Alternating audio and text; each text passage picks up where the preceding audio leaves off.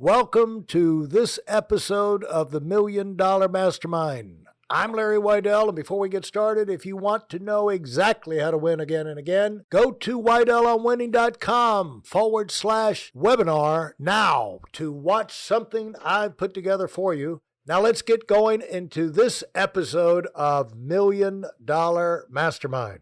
I'm talking with Kalpesh Patel. He's in Gainesville, Florida, getting ready to absorb a storm, I guess. Yes. Yeah. It almost knocked his lights out, but hopefully he'll make it through. Yeah. Well, it either knocks our lights out or makes our flowers grow, one way or the other. Yes. One way or the other, it's a win. Yeah. And the things we're talking about learning how to operate off your own feet. It really has to do with emotional intelligence, because it's easy to keep your wits about you in tough situations, whatever, personal, business life, health life, financial life, if you have figured out that just because you don't know something right now doesn't mean that you never can know, just Right. because you don't have that resource available right now. Yes. And if you've got tools, you've got some experience at figuring things out, finding people that can give you that support or that information, and start to unravel it. And you don't have to do it like within 5 minutes. You Right. just have to start moving in that direction. You have a confidence and the stability, this in Right. terms of emotional dependent, the people that are flying off the hand, the people are like Will Smith jumping up in front and going up and slapping that big, dangerous Chris Rock, who weighs like 100 pounds. Big man, 6'2", guy who played Muhammad Ali, muscle bound. Will Smith goes up there, and this little skinny Chris Rock, he slaps him. Oh, he really made a point. And that, if you had a little bit, you do things like that when you're on edge and you feel like you lost control. But the more systems you have, the more experience you've been with, the more tools for coping and finding things, less like you are to fly off the hook. And Yes. I'm not down on Will Smith. Unfortunately, he chose a really bad place. You picked a bad place. Yes. He picked a real bad place. However, he's a big star, so that's the world he lives in. And so I'm not saying that we're not, any of us capable of that kind of thing if we get rattled or whatever. But the more systems you have, the more experience you have in thinking on your feet and solving problems and unraveling it. And give one point you make, we're going to get into how you go about solving problems, but letting people, I think we need to elaborate on the concept of margin for error, because I found the same thing in my career. You and I, we've never talked about margin for error, but I found the same thing that people will not. In other words, they build their schedule like they're never going to run late. Yeah. Yes. I've got an appointment across town. That's a 15-minute drive. Yes. Now they've made that drive 1,000 times. Yes. And maybe, a small percentage actually made it in 15 minutes. Right. But if the lights are wrong, if there's an accident or, Right. anyone, or you're a little late, you lose your keys leaving, you have to run back and pick up your cell phone, that's an extra 3 minutes, 5 minutes. And then the people that are consistently late, they never build a margin for error in. I mean, just a simple, that's one area. But they do it. That's a great area. I think that's a really great example because it's so routine. I mean, it's so commonplace. And I as you were describing the situation, I was thinking about myself, and I was like, yeah, I'm one of those people. I build a really tight schedule, and I know why I build a really tight schedule. It's a habit from a previous era. Yeah. When I couldn't afford to waste time. Like literally could not afford it, right? So I did not have that margin then. And then because I got acclimated to functioning that way, I've just retained that pattern, but I tweaked it, right? So what I do now is, if I've got a tight schedule and then I'm trying to figure out whether I can squeeze in one more thing or not, I look at who the next person is. And if their friend or their issue is not dire or whatever it is, if there's an emotional margin with that person, then I'll allow myself a little room for error. Now explain that. Yeah. So, let's say I've got a couple of things, I wake up in the morning, I'm getting ready to go to the office and I see that I've got some emails. I'll scan them to see what they are. Right. And there's someone that's written something and it could do with an immediate response, but it's not a simple response. And I better sit down and I've got to respond to that, and there are going to be days when I go, well, let me see, who's my next person? Who's my first person in the clinic this morning? Oh, it's some new person I've never seen before. This person is going to have to wait. I'm not going to reply to this email right now because I need to go get to the office a little early, set up everything a little early, get the vibe right for some person who doesn't know me from Adam. They're coming in for the very first time. I want to receive them well. Right. I cannot be flustered. They're coming into my space. My space needs to be welcoming and calm and organized. It's their first glance. They're going to be disoriented. I need to be orienting them. I need to be available, emotionally available to orient them. Or same situation, but I look at who my first person is and it's so-and-so. I've seen them 100 times. They know the drill, I'm like, oh yeah. If I literally walk into the building at the same moment that you do when we ride up the elevator, we'll be gossiping and laughing and chit-chatting. It won't be a big deal. I don't need to be there 10 minutes before for this person. Okay, I'll sit down, I'll write this person a reply. Yeah. And you see the same thing in business, but in production. I mean, the lesson you need to learn in production, they allow a certain amount of damage. They, like if they make 100 sofas or 100 lazy boy chairs, they know there's going to be 5 to 10% that have nicks here and there. And rather than slit their throats and the boss come down and scream at the managers, like, sell them off. We built that in. In fact, I had I was riding up a chairlift or a gondola, I guess, over at Vail many years ago with this father and son team that had a lot of fast food restaurants and Waffle Houses and McDonald's and 7-Elevens. They had a lot of 7-Elevens. And I said, well, the thing about a 7-Eleven, I said, how about, because I'd heard this before, I'd never made that a priority. That never appealed to me to like own 10 7-Elevens or something.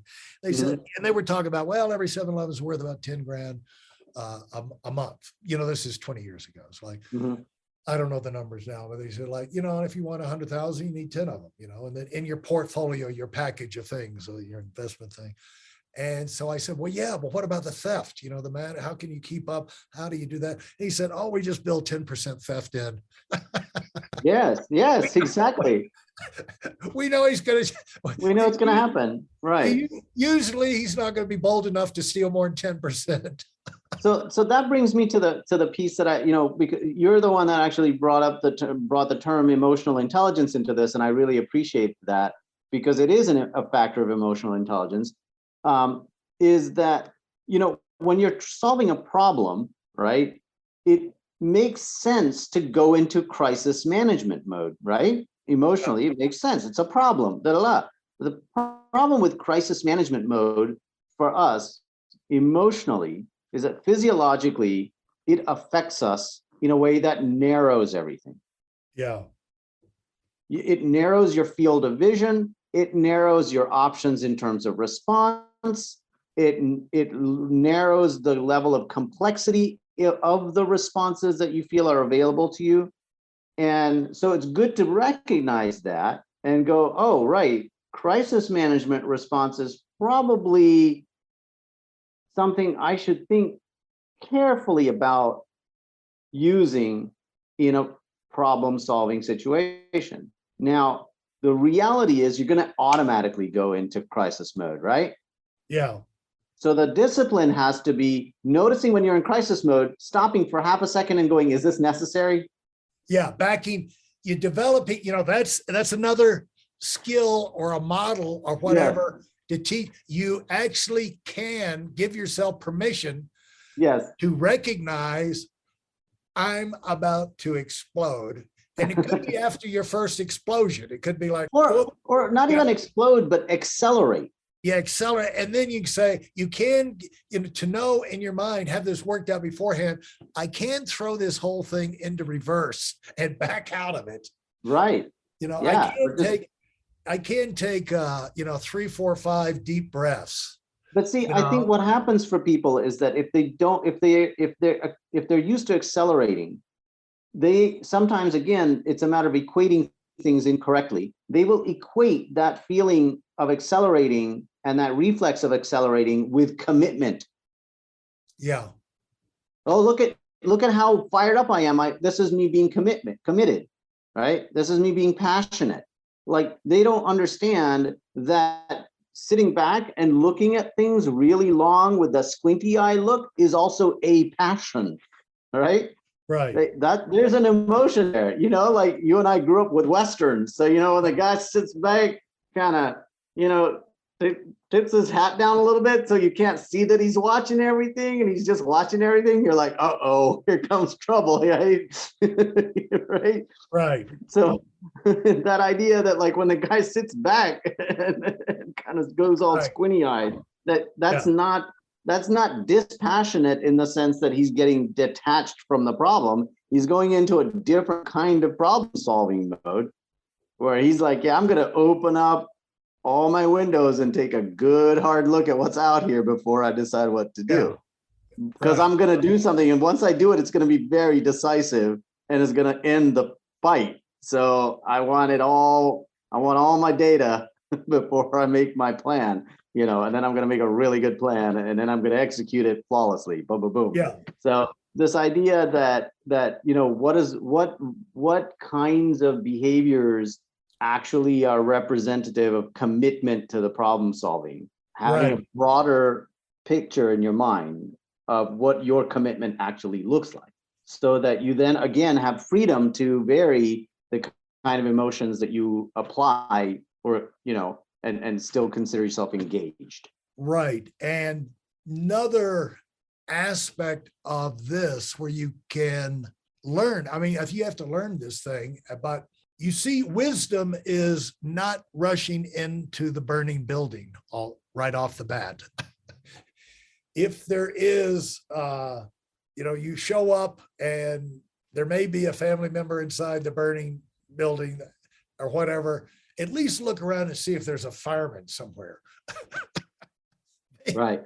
They're equipped to actually run into the building, at least get some facts about your odds. Take even in a situation like that.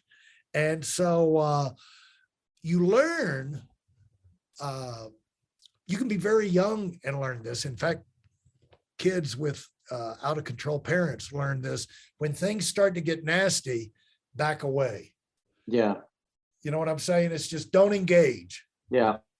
And it could be because you just got burned so many times, but you don't have to get burned. You can just realize to recognize situations. We should go around, keep your mind open, and you can learn a lot just by seeing other people interact in these situations and say, okay, I feel that. Yeah. I saw what's happening there. Yes. Yeah. You're training yourself, it's like when someone, they're looking for a fight, the person who's looking for a fight is like, you can pretty much be confident if you don't engage them, don't say anything to them that they can jump on, a situation where there is nothing you can say that won't inflame them, Yes. Right. And if you just be quiet and back away, somebody else will come in Right. and walk in, and they'll explode the firebomb on them. You know what I'm saying? It Right. doesn't have to be you. Right. Or somebody else will come in that's better suited Right. to de-escalate the thing, or the person left with the vacuum of not getting to do tit for tat with you, because part of where they planned on getting energy to continue the conflict was pushing you and then you pushing back, right? So the pushback was part of what their body was expecting to get, that was going to keep them going. And so you really just pulling away just takes the energy out of it. They actually don't have enough fuel on board to keep the whole thing on fire by themselves. And so they gradually start deflating, and you can just stand back and just watch them deflate. When they get deflated enough, you can offer them a cup of tea or something, Yeah. and bring them down the rest of the way. So yeah, I think that's it's really interesting, and I like what you said about like look around and see how other people handle it, because that kind of brings us back to the models, like collect models. Right. Collect, like look at how people who are successful are doing things and like eyeball that and go like, I like how they do that. I like how they do that. Collect those people's approach, understanding that those are models, so that you are actually free later to synthesize, right? Take a piece of this and take a piece of that. I mean, that's, none of this is new. I mean, certainly we both have seen very successful people do exactly all the things that we're describing. Right. But I think it's nice to kind of get academic about it and break it down, but component by component, so that, if one of your listeners is trying to put it together for themselves, they can be like, oh yeah, that piece, right? Okay, that's a good piece. I hadn't associated that piece with this situation. Yeah. Well said, Kalpesh. If you enjoyed what you've heard and are dead serious about finding out for yourself exactly how this works in the real world, I've taken the most valuable business lessons I've learned over 40 years and put them into something for you to watch. Go to whiteelementing.com/webinar now in order to move up as fast as possible. I'm Larry Weidel, and I run the $1 Million Mastermind. Go, go, go.